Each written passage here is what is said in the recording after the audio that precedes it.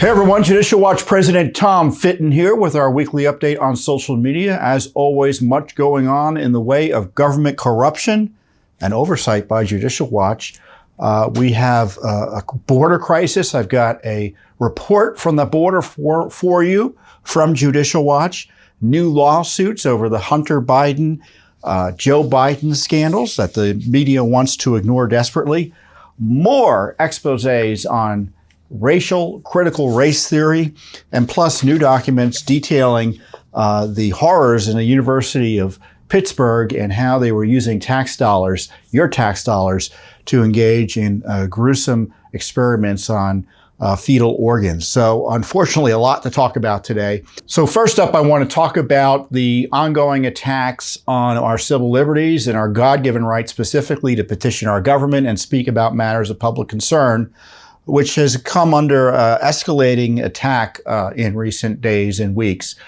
We've had Barack Obama, who is the corrupt former president who used federal agencies to try to target and spy on, if not jail, his political opponents, lecturing Americans about the need for the government to come in and regulate, suppress, and censor speech that he thinks is disinformation. So a radical escalation of the attack on the First Amendment from a powerful leader such as Barack Obama is something that ought to be concerning. And then, of course, Hillary Clinton, who many, I think, rightly think is running again or wants to run again for the president, had a similar series of tweets advocating not only for suppression of speech generally, but an international move to suppress speech. So we've got the Biden administration on top of that, also specifically and quite directly calling on social media companies to attack free speech. And all of this is the background of the continuing battle by Elon Musk to try to buy and purchase Twitter, purchase control of Twitter, because he thinks that free speech is being lost on the internet and specifically on the Twitter platform, and he wants to bring it back. So all the left's horses and all the left's men are coming out to try to stop him from doing that. And so on top of that, we've had this hearing, and I don't know if you've watched any of it because I don't think it's been on television generally, but it's been on the internet. You've had the left also target politicians who dare to speak out on matters that they don't want them to speak out on, specifically matters related to disputing the 2020 election. And Marjorie Taylor Greene, who is an effective conservative voice in Congress, is being targeted by the extremist left, who is taking language in the 14th Amendment about denying people positions of influence in Congress, or essentially seats in Congress, if they engage in insurrection, obviously a post-Civil War amendment, to suggest that they can go and sue her or sue entities to make it impossible for her to be on the ballot because she supported insurrection. So the hearing has her being, the idea that it's gone forward in our court system is an abomination. And on top of that, she's now being, just as I go to do this video, being questioned on First Amendment protected speech, where the leftist lawyer questioning her is suggesting that mentioning 1776 is a reason to question whether or not she wants to overthrow our government and Constitution. It's crazy talk. It's obviously crazy talk. And however offensive and outrageous that process is as it relates to the Constitution and the rule of law and an attack on our civil liberties, it highlights the absurdity of the whole January 6th narrative, where you had a security situation that resulted in some violence and some people being let into the Capitol, in addition to going into the Capitol in violation of the law, being turned into a vehicle to ban anything that the left wants to ban. Because Marjorie Taylor Greene is one of the few members of Congress who tells the truth about the corruption here in Washington, D.C., the ideological extremism of her political opposition, both frankly in the Republican Party too often, and of course the Democratic Party. And so she's hated. Now they tried to do the same thing to Madison Cawthorn, who is a young congressman from North Carolina, right? He's from North Carolina. It's his first term.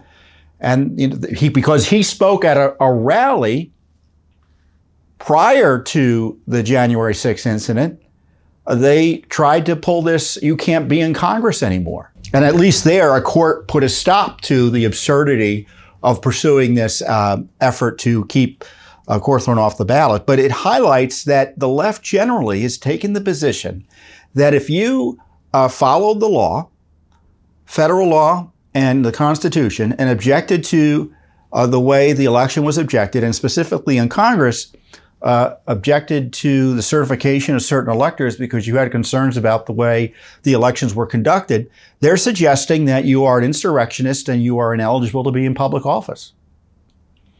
So, I mean, this is the sort of thing we hear and see from one-party states. And you have the extremist left mimicking their ideological cousins in China and in Russia and in Cuba and in Venezuela that seek to ban their political opponents from office or even from running for office. So we have former presidents, wannabe presidents, the current president, the party controlling Congress attacking our core civil rights, our right to petition our government. And what they're trying to do is outlaw effectively in entire sections of their opposition party. So forgive me if I get a little bit heated about this, but I think it's pretty serious. And of course, as citizens, we're all being suppressed and censored by their allies on big tech that they often work with directly to censor Americans, such as me, Judicial Watch, and I'm sure many of you have had your material censored, or even if you haven't have it censored, that you had something typed out and that you couldn't post or it was taken down. Material that otherwise you should have been shown on these internet sites, such as Facebook and Twitter or Instagram or YouTube, you're not able to see. So you're being censored either directly or indirectly in terms of having content that you have a right to see or should have had the right to see about information about what your government's up to, for instance, that being diverted from your eyes. So these are serious times for our republic. And I was on a big podcast or YouTube program, Timcast with Tim Pool earlier this week, and I highlighted that our republic is tottering. And we have to recognize that we've got a power center now in control in large measure here in Washington, D.C. It's not completely in control, obviously. They don't control everything. That kind of reject our constitutional system of government and want to destroy it and want to destroy your civil liberties. And we haven't faced that before, at least in recent history. So these are serious times, and Judicial Watch is going to investigate and speak out and sue and do what we can where we can. But let's not pretend it's not serious, because unless you understand the scope of the problem, because the problem can be addressed with good leadership, I think, where it's going to fester and grow worse. So Barack Obama's back, Hillary Clinton's back, Joe Biden's pushing it, the efforts against Elon Musk, the efforts against Marjorie Taylor Greene, the most sustained assault on the First Amendment in any 1 week we've had from our government probably in 100 years plus. So just another day at Judicial Watch, though, right? So the other crisis that the media doesn't really want to talk about, other than to the degree it might cause political problems for Joe Biden, is the Biden border crisis, where he has decimated our security measures on the border. President Trump had put in some basic security measures that alleviated or significantly mitigated the border crisis down in our border with Mexico. All of that went out the window with the extremist open borders crowd that came in with Joe Biden. And as a result, we've had record numbers of illegal aliens crossing, supposedly some seeking asylum, some not, all being treated and almost given welcome receptions, including tax dollars, by the Biden administration, who as a government has been outrageously aiding and abetting this illegal activity. They cross the border, they get across the border, they're giving essentially bus tickets, and I'm not exaggerating, or they're flown all over the country. So every town becomes a border town in a crisis like that. And the Biden administration and President Biden's refusal to enforce our nation's laws against illegal immigration, to me, should be certainly the primary subject of an impeachment inquiry, assuming that Congress ever gets its act together. In the meantime, Judicial Watch, or actually for some time, Judicial Watch has been concerned about our borders. We've tried to sue and stop and expose sanctuary cities that encourage illegal immigration, that violate the law. And of course, we've been examining the security crisis on our border, which is not controlled by the U.S. government. It is controlled by the cartels. The cartels control the other side of the border, and everything we do organizationally on our side is in response to them. So they play our law enforcement like a fiddle. They do great work down there with the circumstances they've been put in, but the circumstances are untenable for our Border Patrol and local law enforcement that are having to contend with this invasion. I think the most recent numbers that have come out, which are always come out late because the Biden administration wants to slow walk the release of uncomfortable information, is over 211,000 apprehensions or encounters at the border, if I think that's the number I'm going by there. And so that's only a section of those, or a small segment of those, who get by without having to run across the Border Patrol or it being intersected by the Border Patrol. Now remember, the Border Patrol, just because you're apprehended, doesn't always turn you away. Tens of thousands of those people are allowed to enter the country despite crossing the border illegally because of a malinterpretation or misinterpretation or misapplication or purposeful refusal to enforce our laws against this type of transit activity. And of course, when you're engaged in that sort of mass-scale human trafficking, that's to the benefit of the cartels who actually are doing that work. So they're financially benefiting from it, and they're using it as a way to move drugs and traffic, and in addition to the trafficking of human beings and sex trafficking associated with that as well. So this is what your tax dollars are doing. They are aiding and abetting human trafficking on our border and an invasion of our nation. And Judicial Watch's Chris Fetal, who is our Director of Investigations, I hope many of you know Chris from his work at Judicial Watch over the years. He went down to the border last week or the week before last, and he's been down there, probably 15 to 20 times by now. And Chris was finding more information that the media is hiding from you, or the Biden administration is hiding from you. For instance, a senior official in the federal law enforcement down there told Chris that the Mexican cartels had flown 9,000 drone flights into the United States to surveil law enforcement operations.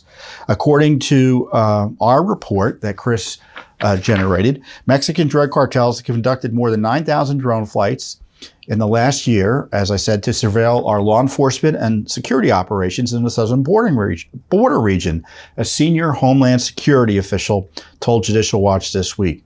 The drones are observing federal, state, county, and city agencies near the Mexican border, including the Border Patrol, the Texas Department of Public Safety, Texas National Guard, county sheriffs, and local police.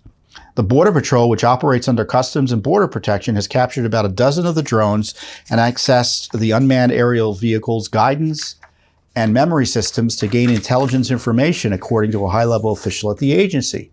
Judicial Watch has learned that the Mexican drone incursions during a recent visit. Judicial Watch learned about those incursions as a result of our visit, and specifically while interviewing federal officials at the Center for Border Patrol Rio Grande Valley sector in Texas. Now, of course, we're further investigating the matter to get documents about what's going on. But this is what they're doing. They're using the drones to facilitate human smuggling and drug trafficking. They help identify gaps in border coverage and assist the cartels in overwhelming certain areas to create a diversion for moving sensitive or high-value loads through alternate border locations. So that's what's going on. So what you hear about going on in Ukraine is terrible, but we are facing a quasi-military operation on our border, and we are not responding as we should, as a sovereign nation should. And everyone knows what's going on. We've known it for years. The Mexican drug cartels run their operations in a quasi-military way. I remember reporting on this to you years ago. I mean, Chris he had seen this work on the border. They had spotter locations, powered spotter locations. It's little solar power cells so that they could stay warm or do whatever they needed to do to communicate overlooking the border on our side of the country, in our nation. And they'd see the Border Patrol in the distance, and they'd see where they were, and they would guide people in using the spotter system, as I said, from our side of the border. And it's just getting worse and worse. The Biden administration just has this, I don't know if it's incompetence. Well, let's just put it this way. I do know it's incompetence because it's the government, right? And you know, President Biden isn't all there in many respects, so there's that added stress war to our governance structure. But you've got the Biden administration, upset that all these people are crossing, but refusing because they're being captured by the radical left that wants open borders to enforce the law. Now, there was this famous remain in Mexico policy because what had happened is people were coming across the border, fraudulently seeking asylum, but triggering the asylum process, being let out into our country as a result, never showing up, and effectively living here forever. So to stem that abuse, President Trump put this Remain in Mexico policy in place over the objections and caterwauling of everyone in the media and here in D.C., and effectively stopped it because you had to stay in Mexico while your asylum claims were usually fraudulent, were being evaluated. So the Biden administration tried to just end that program. But the court said, as Trump learned, that you just can't end government programs without notice and comment and, going through the paces that the law requires. And the court's ordered him to say, you can't do that. You've got to go through, you've got to do a process. In the meantime, you got to keep the program going. So they seem to be, according to our report, defying the court order by failing to properly enforce the Remain in Mexico policy, even though they promised the court they would. This is what's going on. The Biden administration obviously has been under tremendous pressure to terminate the program completely, which they can't because of the court order. So what's going on is that let me see what the detail is here. So I want to get well, I guess you won't be surprised. A senior Customs and Border Patrol official in Texas told Judicial Watch that 130 illegal immigrants per day are permitted to be tagged for the MPP program. So of the thousands that cross, they only send back or make eligible to be sent back 130. Only about 40 of the 130 nominated each day to get returned to Mexico, the source confirmed. That keeps the court happy, supposedly. And a single male, by the way, would come in, and this is how they're gaming the system, reveal that he was married and has 4 children in Mexico, for instance. After authorities would identify him for being returned to Mexico while they evaluate his so-called asylum claim, he is still put on a 24-hour legal hold for consultation with volunteer legal organizations, which are obviously geared to making it harder to send him out and to keep him here. The leftist aid groups actively encourage the Mexican man to declare himself lesbian, gay, bisexual, transgender, and queer, or questioning because LGBTQ. I don't know how I'm at a loss for the alphabet letters here, because it is one of the many exempt categories. I didn't know this was an exempt category. I guess I did, but it's quite obvious it is. And if you say that you identify as LGBT, you're exempt from being deported, even if your asylum claim is obviously fraudulent, or you're obviously eligible to have to reside in Mexico while your asylum claim is being adjudicated. And so it's over, and presto, he's released into the country. And so that's how they're gaming the system. So, of course, Congress can help fix that, but the Congress is not controlled by those who want to protect us against protect our nation against this invasion.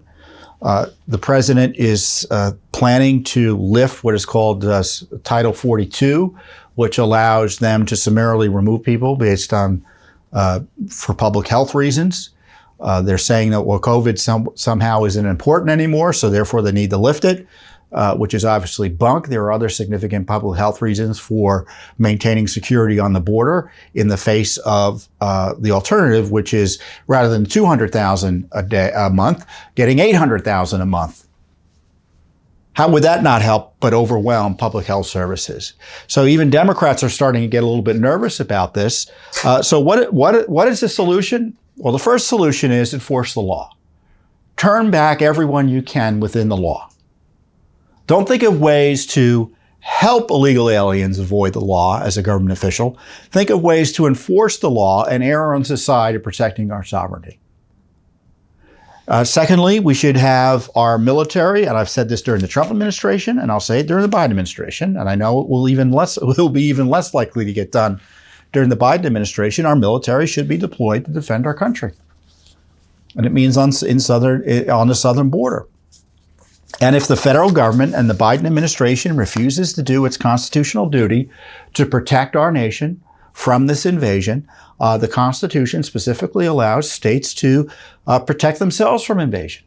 And states can join compacts that don't have to be approved by Congress. Generally speaking, if states want to go into compact with each other, it has to be approved by Congress, with the exception of for their defense from invasion. So if you have hundreds of thousands of foreign nationals controlled by a quasi-military terrorist group, how is that not invasion? So states like Arizona and Arizona and Texas, and it's not just the border states. Arkansas, Oklahoma, Illinois, the whole Midwest is affected by this. There's no town that isn't a border town because of this. So any state with brave and bold leadership can participate in protecting our nation in the face of the abandonment and Biden being AWOL on his oath of office. So this is what I think you should do. I'm giving you an action item. Ask your state representatives and your governors and your attorney generals, why aren't they doing this? Now, I know if you're in a blue state, you may think, well, it's not worth my time. It is worth your time. Because, listen, if they hear noise about out-of-control illegal immigration, it may change policy in ways you don't expect or may not understand initially. Because you see, for instance, Democrats getting nervous about this because even their own constituents are yelling them about it. So no matter who represents you, no matter who's your governor, I encourage you to share your views about the illegal immigration crisis. It's not just a federal issue. It is a state issue. The Constitution makes it a state issue. And so in the meantime, Judicial Watch will continue its FOIA work, look for opportunities to challenge illegal policies in the courts. And, we're not forgetting about the border. I mean, here in Washington, one of the things that always bugs me is that Washington is, as far as what goes on in the West and in the border, it could be, as far as Washington is concerned, it's another country. They really don't care. I mean, it's so provincial. I mean, the people here in Washington think they're so sophisticated and so progressive, and they understand and they promote their ability to be empathetic on issues. Well, they don't care about anything that's not in their front of their face. And because it ain't happening here, they don't care.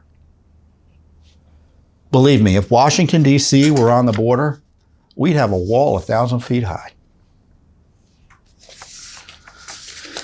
So Judicial Watch will continue its investigations. We'll be there in person, and we'll be educating you and the American people and law enforcement and legislators about the border crisis. So the other issue that is out there that much of the big media doesn't want to talk about, even though it is a major issue for our country, is the corruption of the Biden family. We've had information out there for years now that Joe Biden is personally corrupt, and that corruption stems from his family's efforts to convert his public office into private gain. I've compared it to running a racketeering operation, using his public office as a way to bring in money into the family operation. It's just like the way the mafia was operating. And that is something for which he needs to be held accountable. And we've had document after document, certainly the Hunter Biden laptops information and other information that's flowed as a result of those disclosures, despite the media's best efforts, have implicated the president personally in this corruption. Certainly as he was vice president. And I just see Hunter Biden was over at the White House for the Easter egg roll. So Hunter is under investigation, and I may have talked about this last week, for all sorts of federal crimes. And I say investigation, I don't know how substantial it is since I don't trust the Justice Department. And he's over at the White House. I mean, imagine a similarly situated Republican or conservative. What would the media be doing? So we've got this major issue with Hunter Biden. And I don't know what they're doing at the Justice Department. I don't trust the Justice Department to do a thorough job.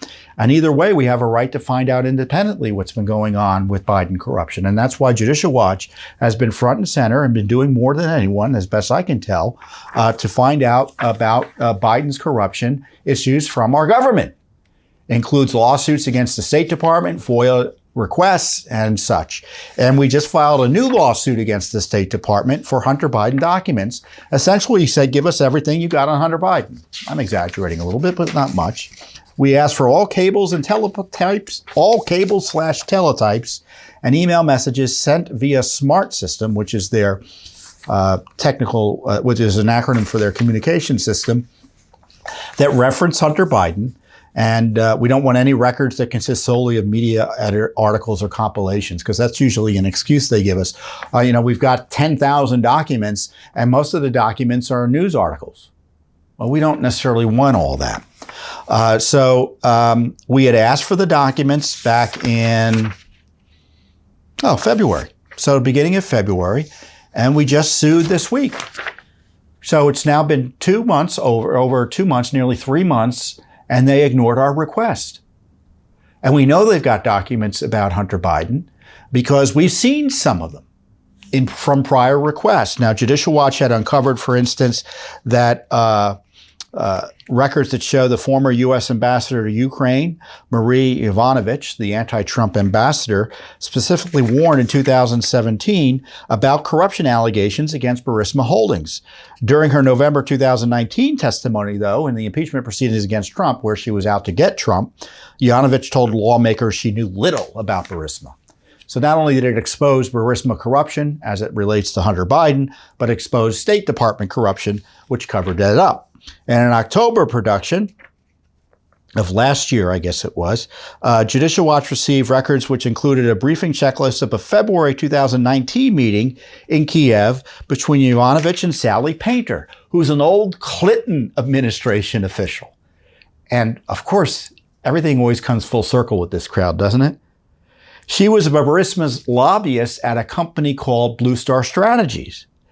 So Yovanovitch meets with Sally Painter and an official from Burisma.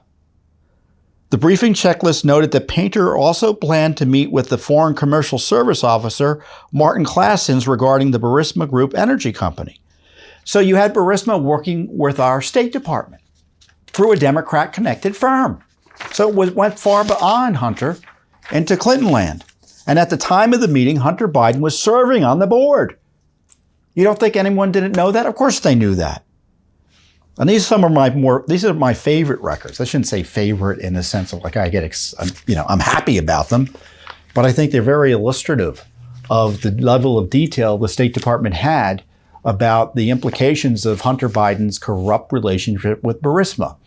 In October, I guess in September of 2020, we obtained records that showed that George Kent, who was a top official at the State Department in charge of Ukraine policy, he had sent an email, again, copied to Yovanovitch, highlighting Russia-linked media trolling, and I use the word trolling in quotes, Joe Biden over his son's business. So to sum up, there was an email that was sent just 4 days before Trump's inauguration. Biden had gone to Ukraine on one of his anti-corruption missions just 4 days before Trump came in. And so the Russian media, according to this email, is trolling Biden over his son's Burisma links, laughing about him being anti-corruption. And it's sent to Yovanovitch, again, the anti-Trump ambassador, who would then later testify against Trump. Oh, we didn't really think it was a big deal what was going on with Burisma. I didn't know anything.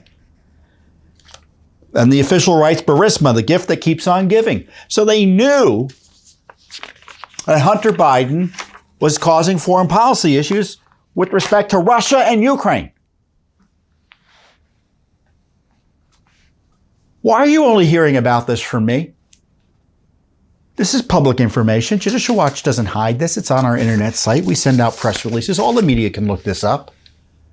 There's a war going on in Ukraine that could lead to a conflagration that our world has never seen before. And you would think there would be intense interest in Joe Biden's activities in Ukraine, his family's activities in Ukraine, his family's activities in Russia. Certainly the State Department was aware of it. Now, there are other documents that had come out separately. They had tried to talk to the Biden White House, or the Biden, when he was vice president, about the corruption issue with respect to Burisma and warning him off on it. Didn't go anywhere. And of course, the other State Department documents we want are Biden's trips to China with his son Hunter. And of course, you had all those Chinese business dealings with the communist fronts that were forking millions, if not billions of dollars into the Biden operation. So what is the State Department hiding? Well, we know they're hiding something because they refuse to follow the FOIA law in turning the documents over to us.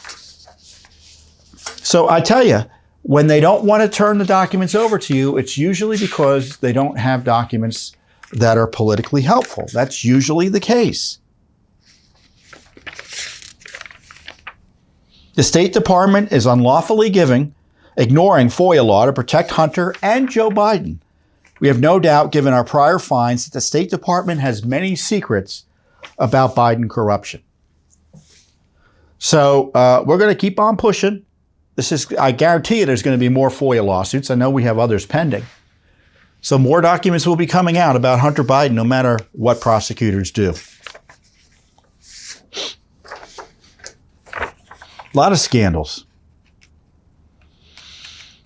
You know, the other big scandal is this crazed critical theory that's infecting our nation. And you see elements of it all over. You see it in our government. You see it in our schools. You see it in our military. You see it in our corporate culture. I mean, you're seeing that in Florida. I'll talk about Florida briefly before I get into this, where you had the Florida state legislature and the governor there, DeSantis, sign into law a bill that prevents inappropriate sexual identity and other type related talk with young school children. And the left went apoplectic again about that. That's critical theory.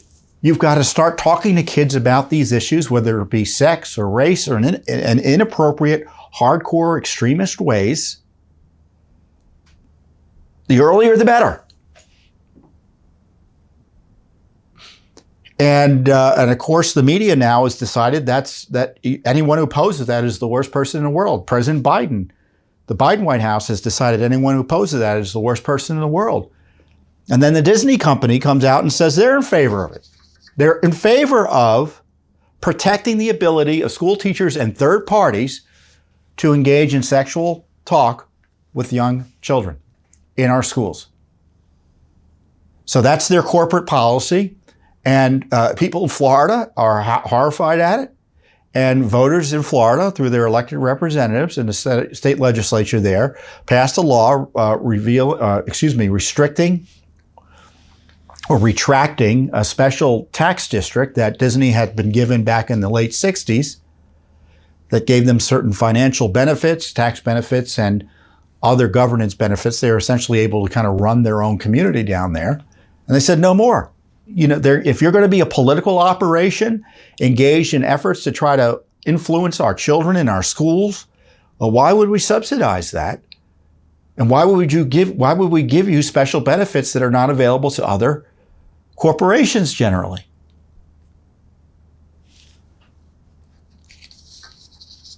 But it shows you that Disney was willing to put all of its corporate identity on the line to push this radicalism, this critical theory.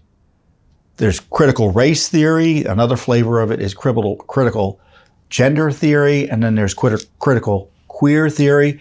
They're all pieces of the same pie, which is a Marxist remaking of man, right? That the traditional structures of government, of society, and the traditional structures that govern humanity need to be torn apart. We need to go to war against religion, their thinking is. We need to go to war against our system of economics. And in the case of the sexual extremism, our biology. Because all that gets in the way of the revolution. And we'll tell you what to think the left thinks. And we need the people to be malleable and to have no way of thinking about the world other than through the Marxist revolutionary perspective. And we see that in our government. This theory is the animating theory and narrative of the Biden administration. Everything they do is based on pursuing critical race theory and related measures. And I shouldn't say everything they do, but that's their, it's like the corporate guy shows up and says, we're going to be pushing this. Now they may be building widgets, but they're pushing all this radical agenda items on their employees in the meantime, and it's going on in the government. I mean, we've exposed it repeatedly, sued about it in our schools and on the feds, and we just got new documents. I don't think we needed even to sue for these documents, so there's a victory for the rule of law, at least. So we had filed a Freedom of Information Act request with the National Credit Union Association asking for documents essentially about critical race theory. And they gave us documents that show that employees were forced to undergo inclusion and unconscious bias training from the agency. Now, what is the National Credit Union Association, credit union agency? Well, it regulates credit unions. So if you have a credit union, they're the regulator. So you've probably never heard of it before, but it's an important agency, at least with respect to our financial system. And then there's this big push in there about microaggressions, which again are supposed transgressions that are unintentional, yet supposedly harmful and toxic. But this is radical propaganda that is racialist and racist because it usually targets and is designed to target men and whites. And it also treats blacks like they're just victims and they can't be treated any way other than as victims. So it's paternalistic in that regard. I mean, the left hates everything. They do. They don't support the groups they say they support. They have contempt for them. I'm talking about the extremist left. Unconscious bias. I mean, that's critical race theory in two words. You don't even know you're racist because you've been created and you've lived in a system of a systematic racist country. So you're racist without even knowing it. And you need to be deconstructed. Your thinking needs to be deconstructed in programs like this. So they're supposed to be regulating the national credit unions across the country, and they're forcing these employees these federal employees, to go through this brainwashing program that objectifies them by race and sex usually. They're forced to watch a film, for instance, or I shouldn't say they're forced to, but they're invited to watch a film. There's a whole office there, Office of Minority and Women Inclusion, which is alienating to anyone else who isn't a minority or a woman, right? So there you go. You've already got that racial separatism there.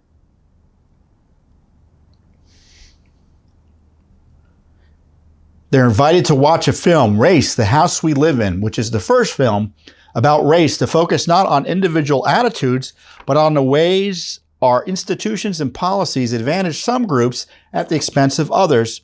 Its subject is the unmarked race.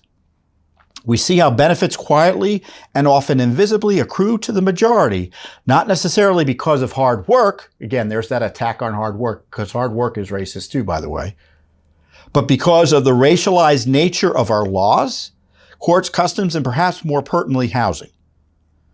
The email describes their talks as, quote, a safe place to have difficult conversations about race, identity, privilege, unconscious bias, cultural appropriation, and a host of other thought-provoking topics.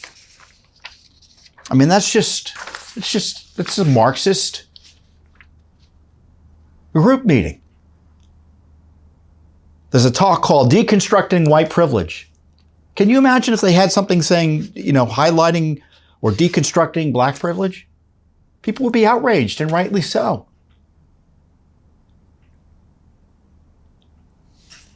And they sent out this other news item highlighting and we've got just more and more examples of this, and I encourage you to go to our website and look at them directly, about the microaggressions. Again, which are supposed affronts that people who are on the alleged wrong end of them can take from perfectly innocent comments or even thoughtless comments in terms of not having any ill motive behind them. Like, for instance, a microaggression can include naming all the buildings or rooms after, quote, white men. And white is capitalized. By the way, capitalizing white and black is racist. I mean, that's just like reminds one of the South African apartheid system. That's how crazed the left has become. They've come full circle from wanting to shut down the South Africans for having apartheid to embracing their racial segregationist policies by labeling people as white and black in a capital way, using capitalized letters that track and guide their entire interactions with society. Americans should be disturbed that the Biden administration is using the agency responsible for regulating credit unions to subject employees and the public to an extremist and discriminatory critical race theory ideology that attacks individuals based on race and other issues. And again, it's not just the employees that are forced to go through this. They want the whole agency to enforce the laws according to critical race theory. So under the guise of, quote, under the guise of fighting systemic racism, they're going to actually engage in systemic racism. I mean, that's I shouldn't say the irony, but it's one of the big lies and shell games they're playing with us here. They pretend that they're combating systemic racism when in fact their goal is to institute systemic racism. Or more specifically, Marxism. So critical race theory is a threat to our country. It can tear the country apart. It's illegal, in my view, and unlawful, and it ought to be opposed, and we're going to expose it and oppose it anywhere, everywhere we can, with your support, of course. So another major issue, or what ought to be a major issue, obviously, is the issue of abortion. Now, I know the Supreme Court is considering now whether to reconsider or overturn Roe versus Wade and its related decisions that have essentially legalized abortion throughout the entire 9 months of pregnancy in the United States of America. But in the meantime, this on-demand abortion regime has resulted in a market that is barbaric and grotesque. It is a market for fetal organs that involves trafficking and experimentation using the fetal organs of unborn human beings killed through abortion. During the Trump administration, they stopped funding it.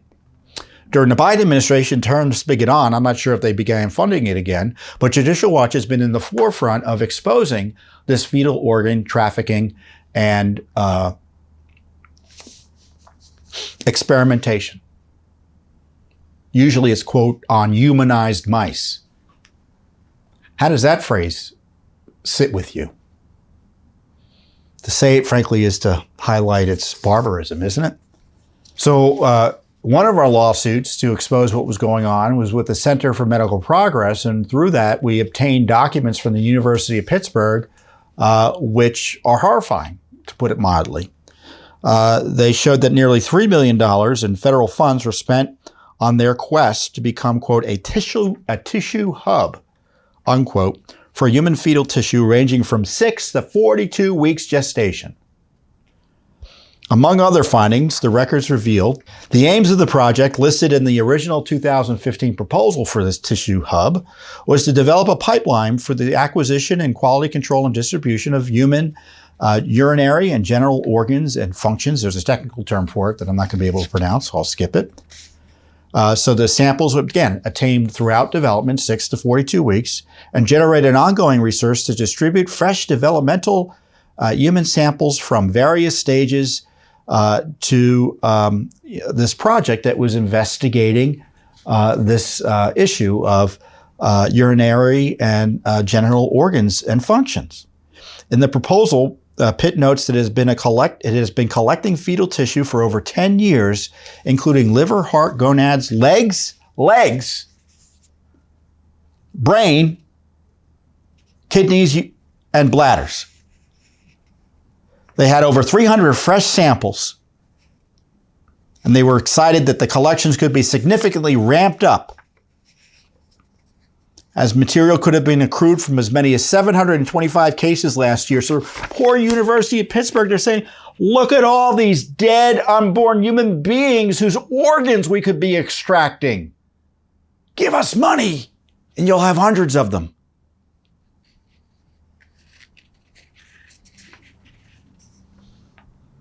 They talked about how they had a strong working relationship with the University of Pittsburgh Medical Center and the Department of Pathology, as well as 3 laboratories in the hospitals there. This included a lab boasting a butcher board bandsaw for sectioning bone. Well, isn't that nice?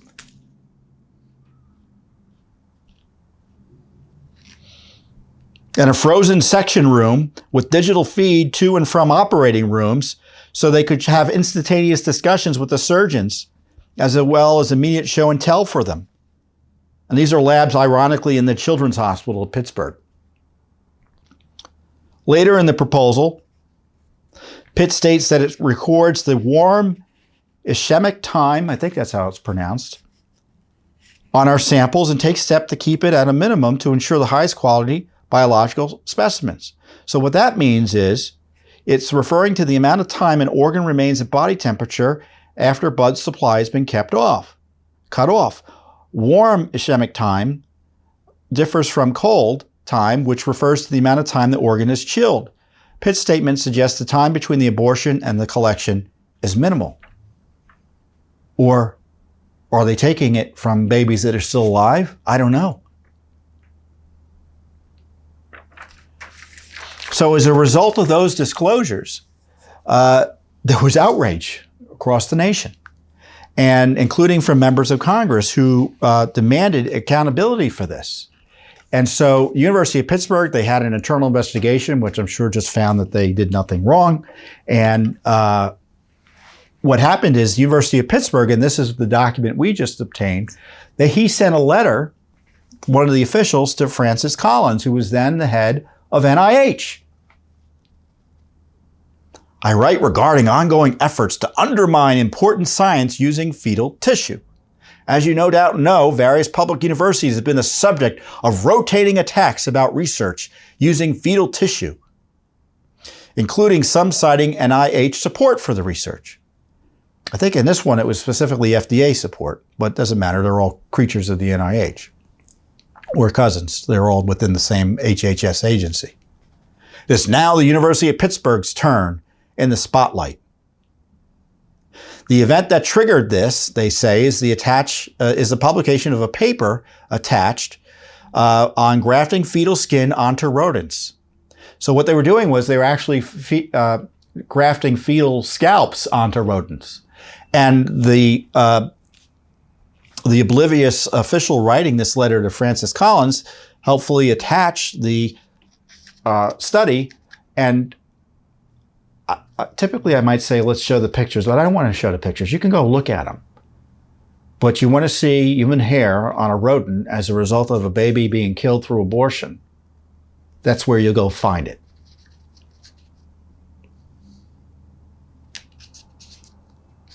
There is an organized attempt to delegitimize science. There you go. Science. Based on fetal tissue rather than identify misbehavior. Now, of course, the misbehavior they think is only if you violate the law. Well, oftentimes they could be violating the law, but they refuse to believe that anything that could be in compliance with the law would be moral misbehavior, or misbehavior that should never be funded by taxpayers, even if it's technically legal. And they want the scientific community to stand together with institutions. And they're talking about Judicial Watch. They're talking about our client, Center for Medical Progress. And so what happens is Collins and his team, they set up a meeting. So you've got the documents confirming that there was collusion between the University of Pittsburgh and NIH over the fetal organ, as I call it, a chop shop, in the University of Pittsburgh, paid for with federal tax dollars. Here we have the federal government and a major university seemingly desperate to continue the barbaric trafficking of organs of human beings killed by abortion.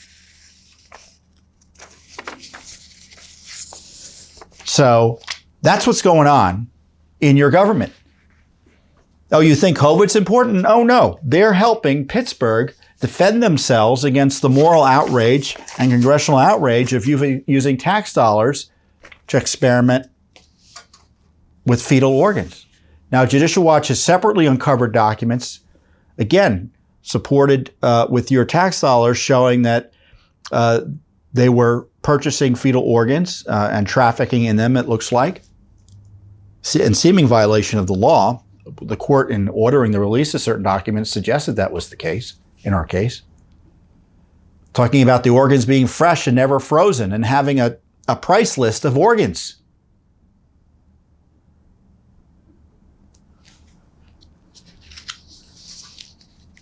So, you know, this is the moral preening that goes on here in this city over issues. You know, the left pretends to be, and frankly, too many establishment Republicans, you know, they're complaining about all these various issues that are supposedly morally outrageous. You know, that we need higher taxes for, or government's not doing this and not doing that. In this case, we have tax dollars going to support the dismemberment of unborn human beings killed through abortion. And using those materials, and I hate to use that term, using those organs to engage in scientific, so-called scientific research. Do you want to support that? Certainly any debate about abortion, this ought to be front and center, but this is what the abortion regime has wrought. A market for the body parts of those killed by abortions. Of course, if they're not human beings, what's the purpose of these things, right? Why would there be any value to them if they're not human beings? Of course they're human beings. So they really don't want to talk about this because it highlights what abortion is about. And I suspect even if you support abortion, this makes you uncomfortable. Are the women involved in these abortions giving informed consent about the use of these, what happened to their unborn human being offspring? I don't think so. So there's a lot going on at Judicial Watch, as you can see. We've got this morally and ethically and in terms of government important work exposing the misuse of tax dollars or the use of tax dollars for these Frankenstein-like experiments. We're on the border, exposing the truth there. We're taking on Biden corruption. We're taking on the White House. We're exposing the critical race theory. We're standing fast and against the assault on our public order and Republican order with a small r, or constitutional order by the left, the First Amendment. We're doing it all. And we need your support to do it. And I encourage you to give us your support at judicialwatch.org, at judicialwatch.org. We're all over the internet. They haven't knocked us out yet. And with your support, we'll continue to stand strong on behalf of the rule of law. Thank you, and I'll see you here next time on the Judicial Watch Weekly Update.